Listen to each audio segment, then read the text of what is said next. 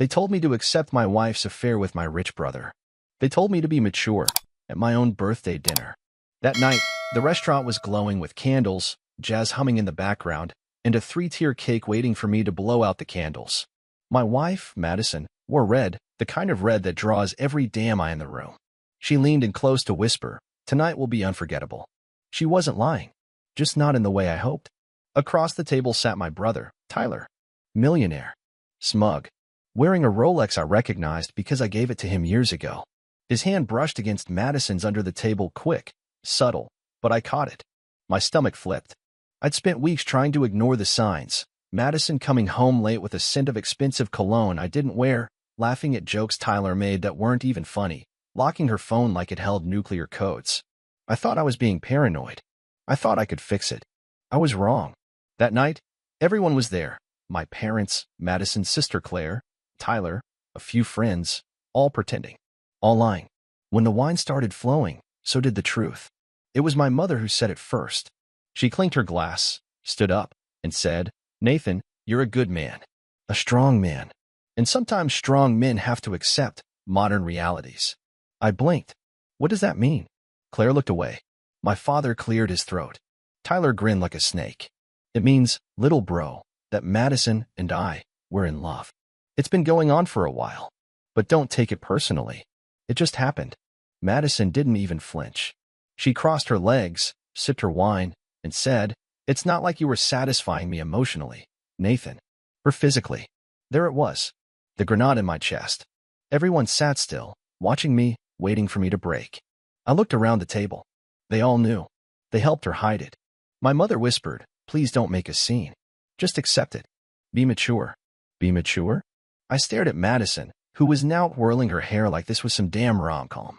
I clenched my fists under the table and gave a small nod, my signal.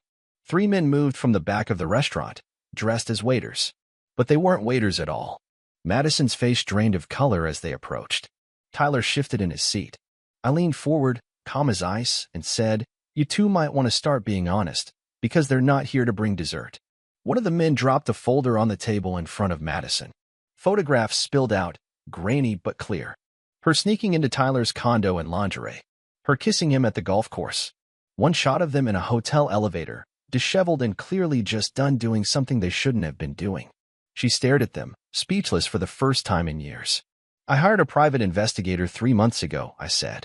"I wanted to be wrong. God, I begged to be wrong. But here we are." Claire started crying. My dad turned pale. Tyler stood up, fist clenched. "You're being dramatic." I laughed. It was a bitter sound. "No, Tyler. Dramatic is screwing your brother's wife and then trying to pitch it as a progressive arrangement." Madison finally found her voice. "This is just low, Nathan. You've always been petty. Now you're pathetic." I stood up slowly, slid the ring off my finger, and placed it in her champagne glass. "Happy birthday to me." I walked out. Behind me, chaos erupted, shouting, chairs scraping, my mother's voice begging everyone to stay calm. But I was already gone. What they didn't know was that this night was only the beginning. I didn't go home that night. I drove for hours, city lights blurring into nothing, my hands gripping the steering wheel tighter than I realized. I couldn't get her face out of my mind, how unfazed she was. How easily she twisted the knife, like I was just some temporary fool she had outgrown. The moment I left the restaurant, I felt the weight shift. The weight of pretending everything was fine, of ignoring the signs, of loving someone who saw me as disposable. I ended up in a parking lot outside a cheap motel, still wearing the same shirt from dinner. I sat there in silence for maybe 20 minutes before my phone lit up. Madison.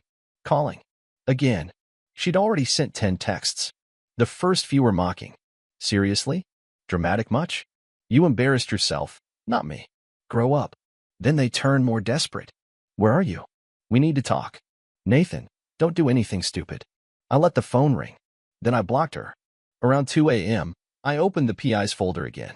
Every photo felt like a punch. There were dates and timestamps.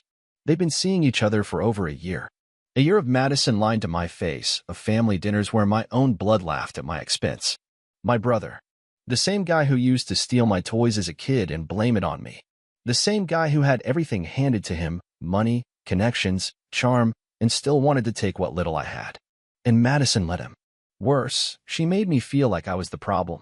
All those nights she came home exhausted and too tired for anything. All those times she scolded me for being jealous or insecure. Now I knew. I checked into the motel and collapsed onto the bed. I didn't sleep. I stared at the ceiling, wondering how the hell my life had become this mess. The next morning, I woke to pounding on the door. It was Claire, Madison's sister. Her eyes were red, and she looked like she hadn't slept either. "Nathan, can we talk?" she asked, voice trembling. I stepped aside without a word. She sat on the edge of the bed. I didn't know how deep it went. I knew there was something, but I thought it was just flirting or texting. I didn't know they were actually. "You knew enough." I cut her off. "You watched it unfold. You sat there at dinner and let them humiliate me." I froze. "Okay," she snapped. I was sick to my stomach. But what was I supposed to do? "Madison's been manipulating all of us. She said you were controlling, that you made her feel suffocated." I actually laughed. Suffocated? I paid for her boutique to open. I supported every crazy project she started. I never once raised my voice, even when she came home at 3 a.m. smelling like his goddamn aftershave. Claire looked down. "I'm sorry, Nathan. She's not who I thought she was. None of us thought she'd go this far." "She called me pathetic," I said quietly. "At my own birthday. After I gave her everything." Claire nodded slowly. "She's saying you set her up. That you humiliated her in front of family and friends, and that she doesn't feel safe with you." That hit different. I stood up. "She doesn't feel safe?" "After she lied, cheated, and dragged me through the mud." Claire stood too. "She's twisting it to make herself the victim. She's always done that. You need to protect yourself, Nathan. She's not done screwing you over." I nodded. "Don't worry. I'm not playing nice anymore." That evening, I returned home. The house was quiet. Madison was sitting in the living room with her arms crossed, like she was the one waiting to be apologized to. "You finally decided to show up," she said. "You owe me a conversation." I stared at her, cold. "No. You owe me my time, my dignity, and at least 2 years of my life." She stood. "You embarrassed me in front of everyone. I could have handled this with grace, but you turned it into a circus." I took a step closer. "Grace? You were screwing my brother. Behind my back. And you think I should have clapped and thanked you for the honor?" She rolled her eyes. "You always blow things out of proportion. It was just comfort. Emotional connection. You never listened to me anymore." "Yeah? What does Tyler listen to, your problems or just your moans?" I shot back. Her face twisted in disgust. "You're vile." "No, Madison," I said, grabbing a folder from the counter. "You're vile. And this? This is your notice. I've already filed for divorce. You'll be hearing from my lawyer." She tried to speak, but I was already walking upstairs, done with the conversation, done with the lies. What she didn't know yet was that I wasn't just leaving her. I was taking everything with me. And I wasn't finished. Not even close. 2 days passed. Silence in the house, except for the occasional sound of drawers opening and closing as I packed my things. Madison tried to act unaffected, like she was the queen of some broken kingdom, waiting for me to beg for her mercy. She underestimated how deep the cut really was. I didn't cry. Not once. My anger held it all back, welded like steel inside my ribs. I moved through the house like a ghost, remembering every fight she started just to disappear for a night. Every girl's trip that ended with her coming back smelling like a different man. Tyler stopped by on the 3rd day. Yeah, he had the balls to show up. I opened the door and stared at him through the screen. "You got a second?" he asked, adjusting his sunglasses. He looked like he just stepped out of a magazine ad, expensive watch, freshly shaved, still wearing that smugness like cologne. I didn't respond. Just walked away, leaving the door open. He came in slowly, like he expected a trap. Maybe he should have. "I didn't mean for it to happen this way," he started. I tried to fight it. We both did. "Cut the crap," I snapped, tossing a book into the moving box. "You were nailing my wife while telling me to trust her. And while we're at it, you were also telling Mom and Dad it was for my own good." He winced. "They didn't want you to get hurt." I laughed, dark, bitter. "Then they shouldn't have helped cover up the knife." Tyler shifted his weight. "Madison said you were falling apart, that you were distant. I just wanted to be there for her." I stepped closer, the heat rising in my chest. "You wanted what I had. You always have. It's not about her. It's about winning. I didn't plan this, Nate. I love her." I shook my head. "No, you love what she represents. My house, my life, my peace. And you couldn't stand seeing me happy for once." He opened his mouth, but I raised a hand. "Here's how this is going to work. I've got the PI's report, the text logs, hotel records, even a damn voice recording of Madison bragging about fooling me.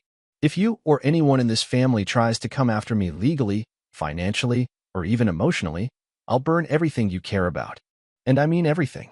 Tyler stood frozen for a second, like he couldn't believe the version of me in front of him. He always saw me as the nice guy, the quiet brother. Now he didn't know who he was talking to. He left without another word.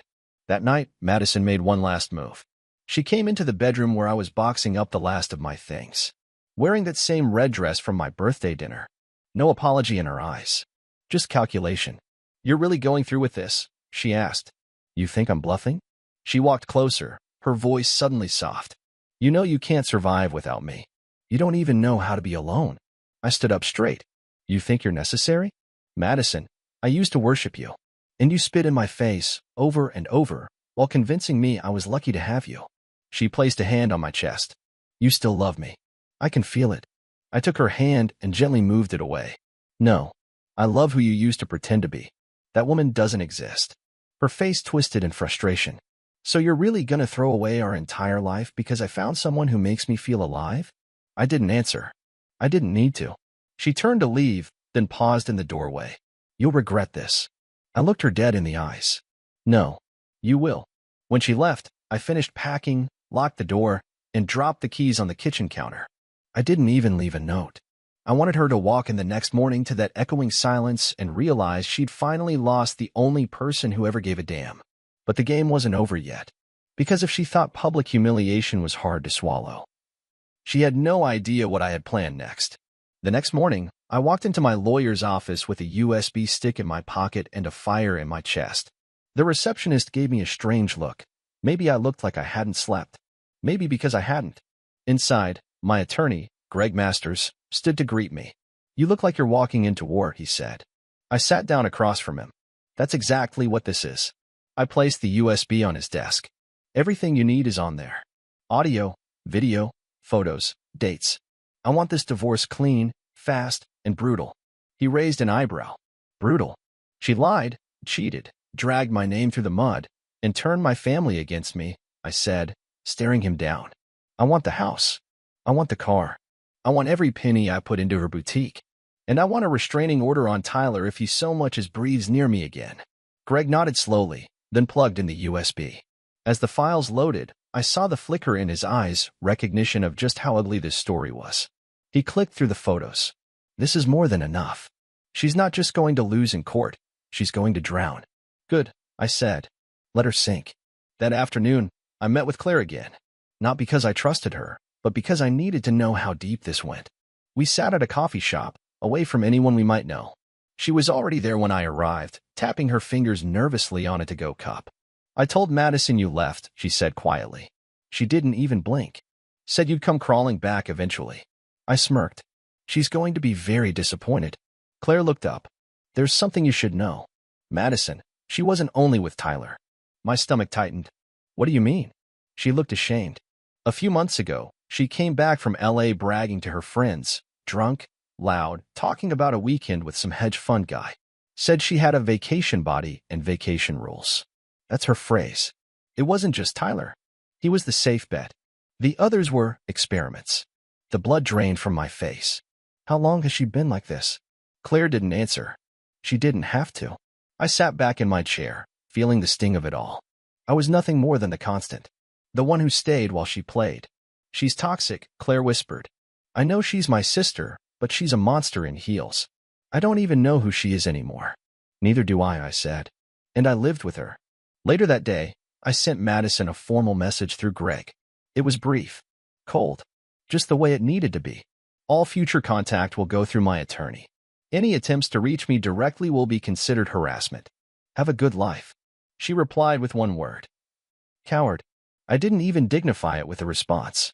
But she wasn't done. That night, my phone buzzed again. This time, it was a video, sent from an unknown number. It was her, Madison, sitting in our bedroom, filming herself, dressed in silk, makeup perfect, and voice syrupy sweet. "I just want everyone to see the truth," she said to the camera. Nathan was cold, distant. He didn't want to touch me anymore. He pushed me into other arms. My jaw clenched. I kept watching. Tyler was there when Nathan wasn't. He made me feel beautiful, desired. I don't regret it. I did what I had to do to survive a loveless marriage. I laughed bitterly. Loveless? She begged me to marry her. She chose the date, the venue, the song. She planned everything, then acted like she was the victim in her own design. She posted the video publicly the next day, tagged our mutual friends, called it her truth. It backfired. The comments poured in. You cheated. Own it. He didn't abuse you. He adored you. You just got caught, and now you're spinning stories. But the best comment? Came from Tyler's ex-girlfriend. Funny. She said the same stuff about me when she was sneaking into Tyler's apartment behind my back. Madison tried to spin the narrative, but her web was falling apart. And I wasn't even finished pulling the threads yet. Because the next phase wasn't about damage control. It was about revenge. Revenge wasn't about shouting. It wasn't about broken plates or screaming matches or showing up at her job to make a scene. That's what she would have done. That's what she expected from me. But I wasn't playing her game anymore. I was rewriting the rules. I started with the boutique, the one I funded, decorated, and even helped name, Velvet Halo. The irony of that name hit harder now. A soft disguise for someone with claws. I contacted my bank, forwarded the receipts, pulled the transaction logs, and tied every major purchase to my account. Madison had insisted early on to put it all in her name for tax reasons, she said. Said it was just paperwork. She made it sound so innocent. And stupid me, I signed. But she forgot something, the lease. The entire building was in my name. Within a week, I served her an eviction notice. She showed up to the lawyer's office, red in the face, mascara already smudged, screaming at Greg like he was the one who slept with Tyler. You can't just take it from me, she shrieked. I built that brand. That's my store. Greg stayed calm. Your client did fund it, Mrs. Rhodes. And without your financial contribution or legal ownership, it's not yours. She turned to me, livid. This is about revenge. You're so petty. I looked at her, steady. You were never a partner. You were a spoiled tenant. She stormed out. And I swear, the entire building exhaled when the door slammed shut. I didn't stop there. I dug deeper into her mess. Through Claire, and yeah, maybe I bribed her a little, I got access to Madison's iCloud. Text backups, call logs, photos she thought she'd deleted. That's when I found him. The hedge fund guy Claire mentioned. Not just some random fling. He was married. With kids. And Madison had taken photos with him in bed, his wedding ring still on. I sent an anonymous envelope to his wife. A flash drive. A note. You deserve the truth. From one betrayed spouse to another. 3 days later, he went silent. Madison's phone started blowing up with calls from a blocked number. Then more messages. You ruined my life. My wife left. Don't ever contact me again. It was beautiful. She started unraveling. She showed up at our old place one night, banged on the door, crying, screaming. I just want to talk. Please, Nathan. Please just talk to me. But it wasn't my place anymore. I had moved out. Sold the furniture. The new owner called the cops. I got the call the next morning from Claire. She's in full meltdown mode, she said. Cried all night. Now she's blaming me for everything. You helped hide it. Own your part. I know. I deserve it. But Nathan, she's not done. What do you mean? Claire hesitated. She's trying to say you were abusive. That she was scared of you. I froze. She's what? I'm warning you now. She's talking to a blogger. One of those tell-all writers. She wants to smear your name and make herself look like the poor little victim. That was it. That was the last thread holding back the storm. She wanted to drag my name through the dirt because the truth didn't fit her narrative. So I released my version. I made a video, nothing flashy. Just me. One camera. Calm, honest, and direct. I laid it all out. The affair. The PI reports. The receipts. The betrayal. I didn't bash her. I didn't insult her. I just told the truth. And then I ended it with, I love someone who wore a mask. And when it slipped, I saw the stranger behind it. This isn't revenge. This is release. Let her go. I already have. It went viral. Not because I was famous. Not because I yelled. But because it was real. Every man who'd been lied to. Every woman who'd been cheated on. Every person who'd been told to just accept it. They saw themselves in it. And Madison? She couldn't handle that. She posted her own video days later. Crying. Desperate. But no one bought it anymore. The charm was gone. The lies were worn out. The mask had shattered. And I was already gone. Stronger. Smarter. Free. A week passed. I was renting a loft downtown now. Nothing fancy. Bare walls, one couch, a bed, and peace. The silence was the best part. No footsteps in heels pacing angrily at 2 a.m. No shouting about things I never did. No cologne-soaked excuses floating through the door at sunrise. Just me. And for the first time in years, that was enough. Madison didn't go quiet. Of course not. She was chaos embodied, and chaos doesn't know how to sit still. She kept trying, through fake accounts, burner numbers, even mutual friends who just wanted to talk. One afternoon, I got a call from Drew, an old friend I hadn't heard from in months. "You won't believe who I just saw," he said. "Madison. At the Ivy. With some guy. Yelling at him in the middle of the restaurant like a soap opera villain." I chuckled. "That sounds about right." "She said your name. Loud. Told him she built you, and that you were nothing without her." I closed my eyes and smiled. "She's really struggling with the whole being irrelevant thing, huh?" Drew lowered his voice. "She looked desperate, man. Like she's slipping." "Good. Let her." But it wasn't over. Not yet. That night, I got an email. No subject line. Just a video file. I almost didn't open it, but something told me to click. It was Madison again. Recording herself. This time, no fancy makeup, no red dress. Just a hoodie, tears, and smeared eyeliner. "Nathan," she began, her voice shaky. "I don't even know who I am anymore." I paused the video, took a breath, pressed play again. "I messed up. I know I did. I was selfish. I was cruel. I kept thinking you'd always be there. That you'd keep forgiving me, like you always did. And when you didn't." I broke. She looked straight into the lens. "I lied about everything. About Tyler, about the others. I used your kindness like it was endless. And now you're gone. And I hate that you're not coming back." I watched the whole thing. Not because I missed her. Not because I wanted to hear her pain. But because I needed the closure. It wasn't an apology. Not really. It was regret that she lost her safety net.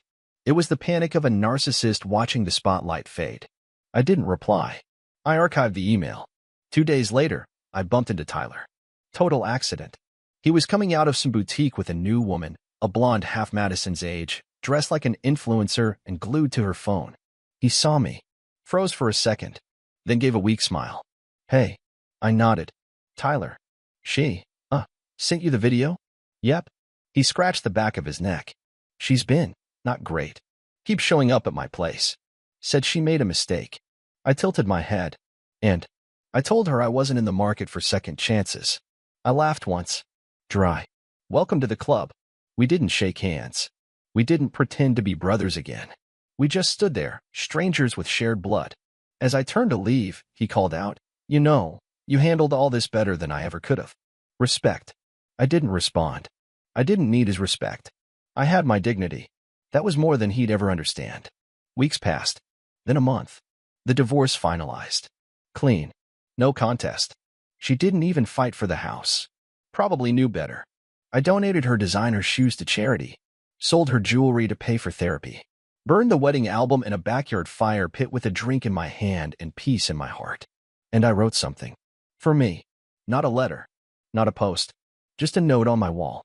You loved her harder than she deserved. And left when it hurt the most. That's strength. And now?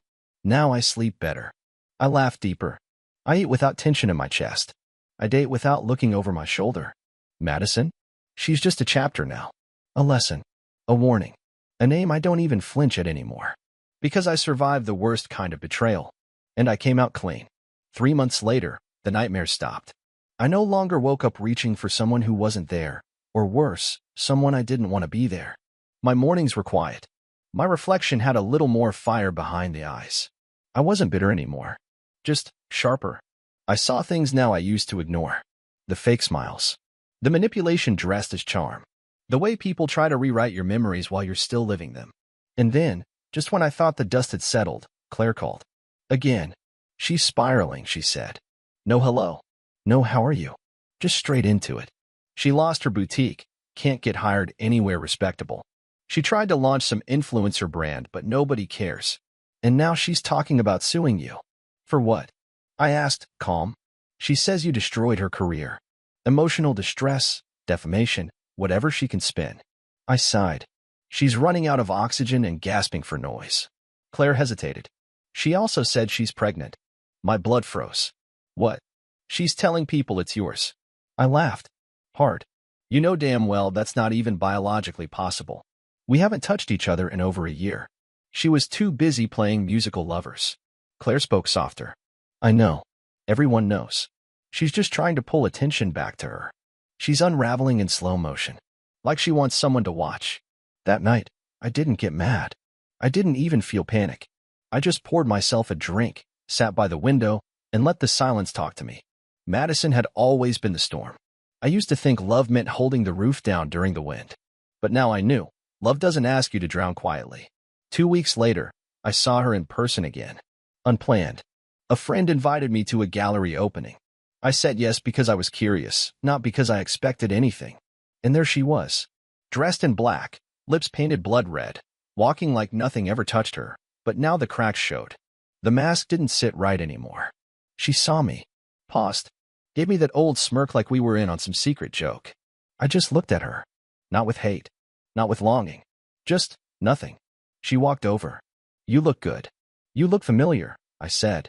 That cut deeper than anything I could have planned. She blinked. That smirk? Gone. I didn't come to fight, she whispered. I came to say I'm sorry. Really? For everything. I looked around at the paintings. Bright colors, chaos on canvas. Funny how people only say sorry when the audience walks away. I lost everything, she said. Tyler's gone. The boutique. Friends. Family barely picks up my calls. You're the only one who ever really saw me. No, I corrected. I saw what I wanted you to be. That wasn't you. That was my fantasy wearing your face. She swallowed hard. I don't expect you to forgive me. I just needed to say it. For me. I nodded. Then say it. Walk away. And mean it this time. She didn't argue. Didn't cry. Just looked at me with eyes that finally understood something. Regret? Maybe. Loss? Definitely. She turned and disappeared into the crowd. I left not long after. That night, I slept better than I had in years. No more ghosts. No more what-ifs. The chapter was closed, the ink dry, and I'd stopped rereading the pain like it was scripture. The truth is, betrayal doesn't just break your heart. It shows you who you are without someone else's shadow hanging over you. I found myself in the silence she left behind, and I liked what I found. It ended on a Tuesday. Quiet. No explosions. No final message. Just the realization that the story was over, and I wasn't waiting for a sequel. I got the finalized court documents in the mail that morning. A crisp envelope, heavy paper, my name next to hers one last time, then separated by a line that said, marriage dissolved. I stared at it for a long time. Not because I was sad, not because I missed her, but because of how surreal it felt, how a few sheets of paper could erase years of lies, confusion, and false promises. I didn't feel broken. I didn't feel angry. I felt released. That evening, I went back to the same restaurant where it all came crashing down. Same corner table. Same view of the city lights through the glass.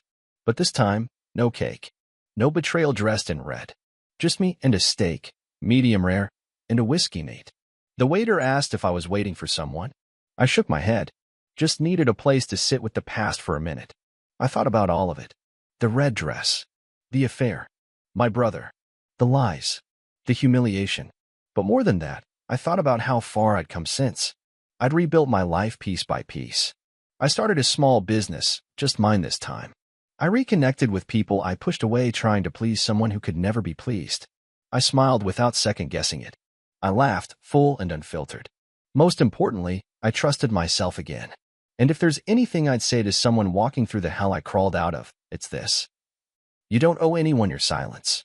You don't have to be the mature one when people spit on your loyalty. You don't have to carry their guilt just because they pretend you deserved it.